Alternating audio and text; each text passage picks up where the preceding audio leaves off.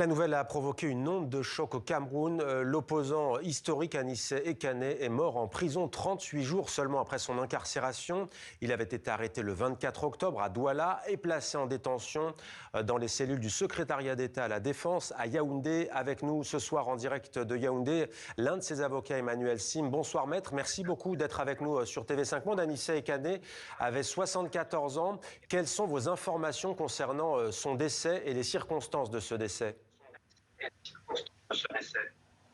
Merci de l'invitation. J'ai été effectivement ce matin moi-même dans les services de la gendarmerie à Yaoundé. J'ai pu assister au travail des légistes qui sont venus constater la mort de M. Anissé Ekane. Ils étaient deux légistes. Il est effectivement mort dans une chambre de sécurité au sein de ce CED, comme on appelle à Yaoundé. Et après donc le constat de mort par les légistes, nous l'avons rapidement ramené à la morgue de l'hôpital central de Yaoundé. Alors quelles sont les causes de son décès? Quelles sont les causes de son décès, maître? Je n'ai pas entendu. Quelles sont les causes du décès d'Anissé Ekane? Alors, il a été convenu qu'une autopsie serait faite dans les jours qui viennent, de manière certaine, la cause directe et définitive du décès de M. Anissé Ekane.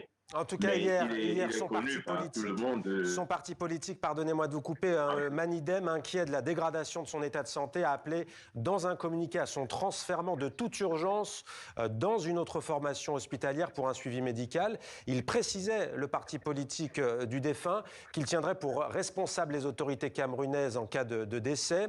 Les autorités sont-elles, selon vous, avocats responsables de la mort de l'opposant historique ? À côté du parti Manidem, il faut signaler que nous, les avocats, avons également formulé la même demande auprès des autorités, c'est-à-dire prendre M. Anissé Ekane et l'interner dans un hôpital de référence dans lequel il pourra avoir des soins appropriés. Malheureusement, ni la demande des avocats, ni celle de sa famille, ni celle du Manidem n'a été prise en compte. Et nous pensons sincèrement que peut-être que s'il avait eu des soins meilleurs dans un endroit approprié, peut-être qu'il serait encore en vie.